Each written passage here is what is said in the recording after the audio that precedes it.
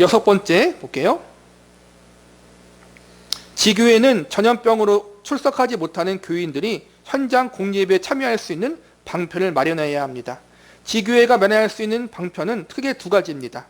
하나는 영상을 이용하는 방편이고 다른 하나는 설교를 포함한 예배문을 이용하는 방편입니다.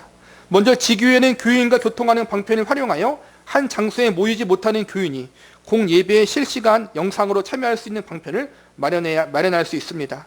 사정상 녹화 영상을 준비할 수밖에 없을 경우에는 주일 예배 시간을 정하여 함께 예배하도록 하는 것이 좋습니다.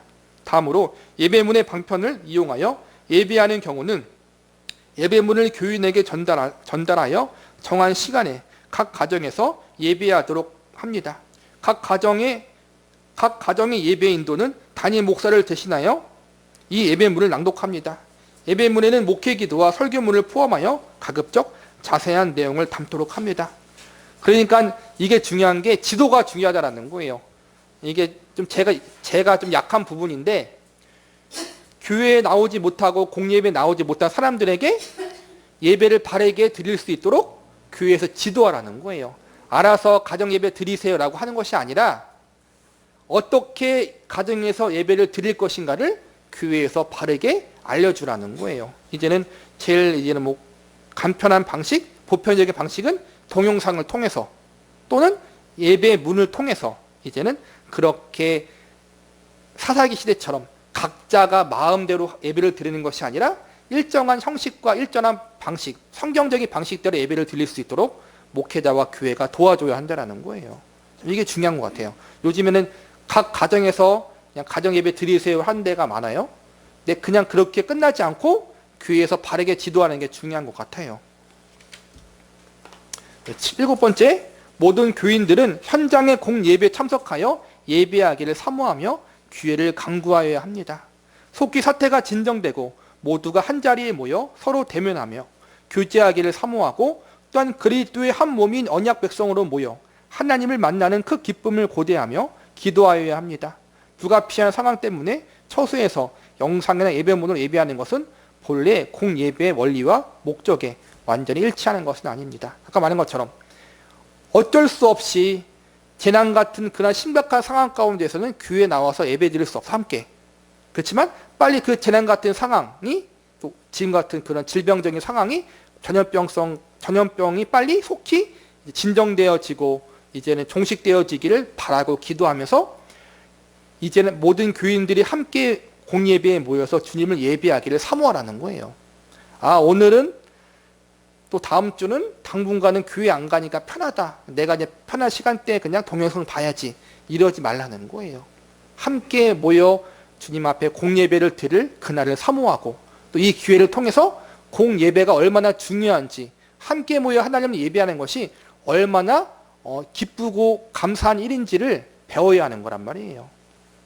우리는 질병 때문에 감염병 때문에 이런 한국 교회가 이런 상황이 있지만 북한이나 이제는 다른 지역 같은 경우에는 아예 못 드리잖아요. 여러분 들어놓고 얼마나 그 성도들이 북한의 지하교회 성도들, 중국도 마찬가지고 얼마나 예배 드리고 싶겠어요. 그렇죠, 여러분? 함께 모여서 각자 그냥 혼자 믿으면 돼, 집에서. 그러면 안 걸려. 그런데 성경적인 가르침은 함께 모여서 예배를 드리는 거예요.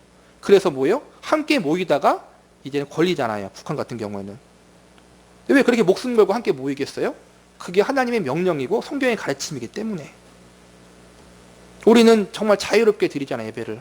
이 기회를 통해서 정말 함께 모여 주님 앞에 모든 교인이 한자리에 모여서 예배를 드리는 것이 얼마나 감사하고 기쁜 일인지, 내 자유의지를 갖고 주님 앞에 나올 수 있는 것이 얼마나 정말 기쁜 일인지를 우리는 이 정말 코로나 사태를 통해서 깊이 배울 수 있어야 돼요, 여러분.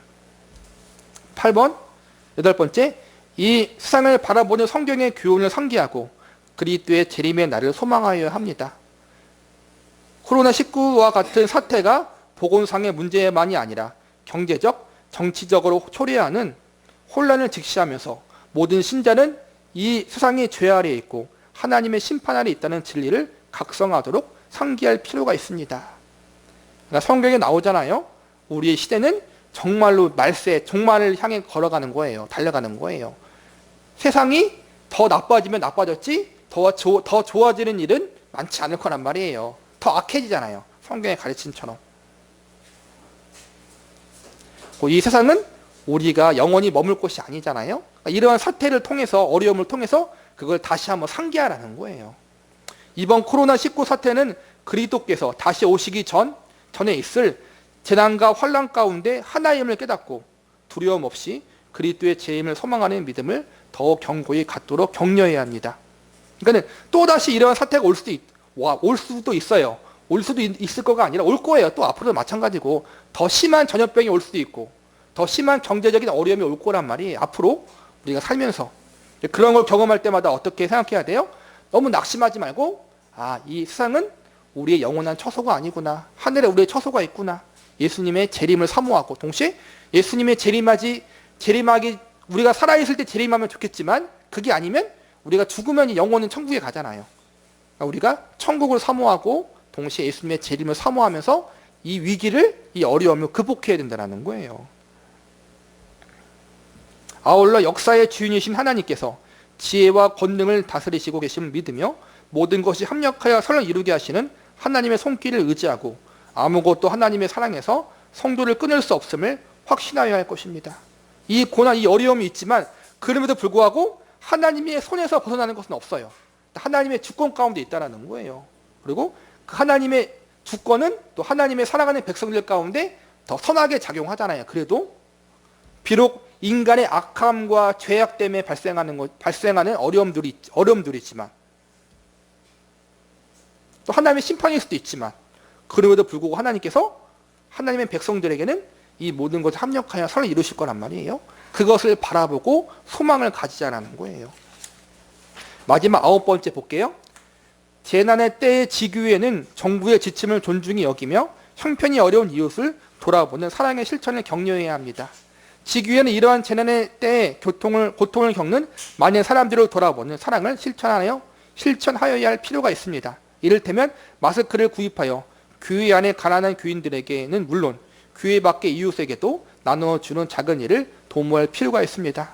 평상시라면 행하였을 교회 행사를 자제하고 삼가면서 정부의 지침을 잘 반영하여 사회의 지탄을 받지 않도록 하는 일도 소중합니다. 도리어 교회는 이 어려운 시기를 선한 행실로 교회를 비방하는 자들로 하나님께 영광을 돌리게 하는 기회로 삼아야 할 것입니다.